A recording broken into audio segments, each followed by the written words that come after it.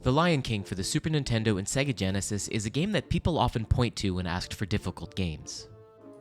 Back in the 90s, games were often difficult because of janky programming, wonky hitboxes, or just general chicanery.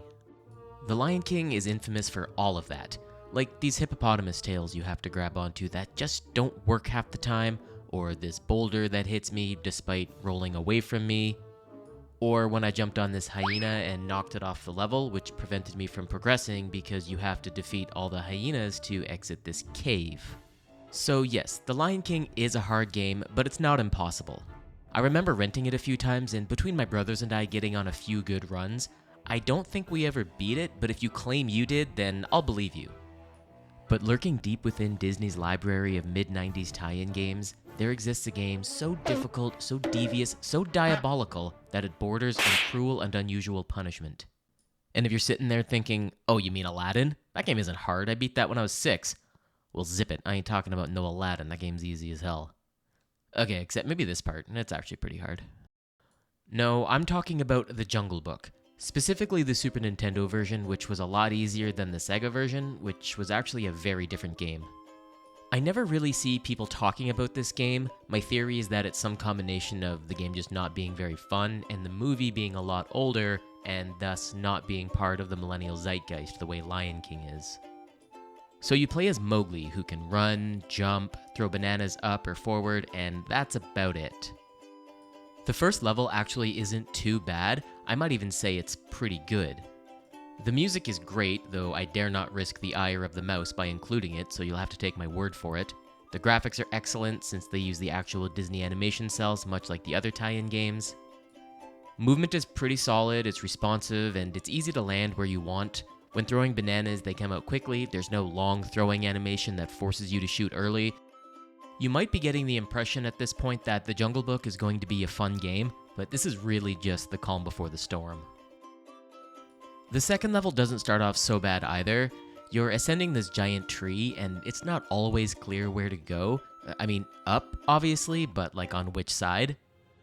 There are some annoying enemies like these bees or these monkeys that throw prickly pears at you the second they come into frame, which you can only really dodge if you already know it's there. And at the very top of this tree is the game's first boss, Kaa the Snake. Holy hell, you guys, what a nightmare. He has so much health that even though he flashes white every time I hit him, I wasn't entirely convinced I was actually doing any damage. He shoots these lasers at you that travel on this really strange arc, making it difficult to avoid. He also deals contact damage, so your space to maneuver is really small. I did eventually figure out that if you can get the projectile to go off the right side of the screen, it usually just despawns. At some point, he'll poke his head through this hole here and then shoot a diagonal laser at you, and you have to stand way back here to avoid it. And then later, he'll come through that same hole and you think, ah, I know what he's doing, I'll stand back here. But this time, he slaps you with his tail, so you can't stand all the way back. This genuinely took me like 30 tries to beat. Level 3 is the Tree Village, and listen, I'm gonna be real with you, chat. From this point on, I used a save state just about every time I landed on a platform, otherwise I never would have finished this game. I don't feel good about it, but the developers shouldn't feel good about a lot of the stuff they pulled in this one either, so I think it's fair. The visuals for this level are just plain bad, and it's a pretty big step up in difficulty. The main thing is that it hides a lot of enemies behind plants, making them difficult to see. But check this out. These platforms drop as soon as you land on them, and there's no visual cue to let you know what's about to happen, like the platform shaking or crumbling. Now, a good game would have solid ground underneath the first of these platforms to safely teach you that they're gonna fall, but not Jungle Book. This game works more like an arcade game designed to get you to spend as many quarters as it can squeeze out of you. But Disney wouldn't do something like make a game so difficult that you have to keep renting it over and over, would they?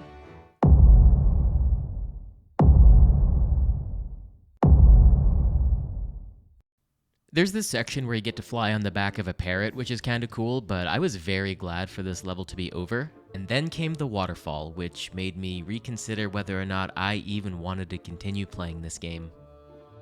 This is where the Jungle Book stops pretending to be a video game made for entertainment and exists solely to crush the spirit of children everywhere.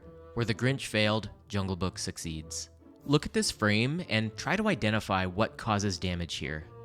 It's that water-colored water inside the other water. It's so dumb. Then there's this fish that is not only occluded by the vine, it's very clearly inside the waterfall, which Mowgli very clearly isn't. From this information, you could reasonably conclude that the fish will not hurt Mowgli, but you'd be wrong. I don't even think there's a waterfall in the movie, so this level shouldn't exist at all. And look how little time there is between me landing on this platform and this bat coming straight for me. It's also an entirely vertical level, so falling down might mean a lot of lost progress. Easily the worst level in the game. Next is King Louie's Palace, and I was kind of looking forward to this because it's one of the best parts of the movie. It may well be one of the best parts of the game too, but the bar is pretty low. This level has more platforms that drop instantly, but if you've made it this far, then you're already kind of expecting that. The challenge here for me was just figuring out where the hell to go because everything looks the same. There are these platforms that move back and forth, but the change is barely noticeable and there's no visual cue like dust particles, so you just kind of have to be looking at the right place at the right time. Something that's really frustrating about this game, and The Lion King does this too, is that it just straight punishes you for going fast. As soon as I land on this platform, I get blasted by a dart. Pardon me for not inching forward 1 pixel at a time for the entire game, but platformers are supposed to be about movement and momentum. It's fine to have obstacles you need to react to quickly, but there does need to be enough time to react. Games like Donkey Kong Country and Super Mario World do this, and that's why those are classics and this is not. Did you ever play that old Flash game, The Impossible Quiz? That's how Jungle Book feels. It expects you to fail at every challenge on the first try, then memorize where the nonsense is so next time you can get just a little bit further. The game's second boss is King Louie himself, and I expected another Kaa the Snake here, but to be honest, it was actually pretty fun. I felt like I had enough time to react, he had a reasonable amount of health. Given how hard the rest of the game has been so far, it almost felt a little too easy. You know, it just isn't a 90s platformer without an obnoxiously slow auto-scroller, is it? This level loves to bait you into going one way with a ledge or a platform that goes nowhere and then saying, "Psych, you were supposed to go the other way, idiot." Joke's on me, I guess. Other than that, it's not actually a horrible level, it just goes on for way too long. I think you could comfortably cut out like a third of it. Towards the end, the speed picks up and you can tell you have to be nearly finished. You're low on health and lives, and you're just praying to whatever god you believe in, or maybe even one you don't, for it to be over, and then it is. But that feeling of relief quickly turns to dread when out walks King Louie, and this time he's an absolute raid boss. The second encounter is a lot like the first, he just has way more health, and it's really a war of attrition that isn't in your favor. The actual mechanics of the fight aren't too hard, it's just that you have to do them so many times, and a lot of the hits you take feel kind of cheap. Like right here when I try to jump over him as he suddenly grabs the ledge above. It's not telegraphed, so it felt a little random. After dealing enough damage, he'll start dropping boulders on you from above, and you have less than a second from when it spawns to when it hits you, which feels a little short. I realized while editing that bananas actually destroy the rocks, so that's on me for not realizing fruit can destroy solid rock, I guess. This probably took me about as many tries as Kaa did, but it didn't feel as bad because the fight is just more fun. The next level is another giant tree, which is remarkably easy considering everything we've gone through to get here. I think it's because of the vertical layout. I said earlier that the game punishes you for going fast, but when you're going up, you naturally move slower so you have more time to consider enemies and obstacles in front of you. Visually, it's a nice change from the last few levels, which were a lot of garish browns and greens. The oranges and reds in the background are really nice. Great job, devs. We now come to Jungle at Night, which looks an awful lot like the first level, only it's at night. Again, it's not terribly difficult, and it's actually probably my favorite level. The new wrinkle is these vines that are on fire, so you have to jump quickly or you'll fall. The game actually gives you enough time to make your jump though, and it's communicated visually what's going to happen. Assuming you know that fire destroys plants, and if you don't, well then you probably haven't seen Jungle Book. If every level were as appropriately challenging and visually appealing as these last two, I think this game would be looked back on much more favorably. The Wastelands is the game's final level, and if you've seen the movie, at this point the jungle is on fire and there's a big lightning storm. The developers actually managed to capture that chaos pretty well, I would say. There are these little fires all over the place that you have to avoid, and occasionally a lightning bolt will strike the ground, causing an even bigger fire. At the end of this level is the final boss, Shere Khan.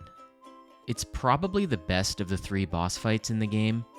You have to wait for the lightning to hit this tree to pick up the burning branch, which lets you throw fireballs. They have a really short range, which limits where you can attack from, forcing you to get within chomping distance, which is actually a good design decision. Otherwise, you'd be able to just cheese the fight by standing on one of these safe platforms to the side. He can actually reach you while you're up there, either with a melee attack or these growl projectiles, but at least you'd have time to run away. If you stand up on this top platform too long, he can knock you down, which ensures you can't camp up there and think about what to do next. It's a nice way to capitalize on the player's nerves. The game ends rather unceremoniously, and I am very glad it's over. I don't blame the developers for making some parts so difficult. I'm sure they did so because of some corporate mandate, but it's a shame because the mechanics are pretty good and the developers clearly know how to make fun levels. If you do plan to play the Jungle Book, I strongly suggest you get your hands on the Sega Genesis version. That being said, just don't. The game sucks. Thanks for watching. Like and subscribe.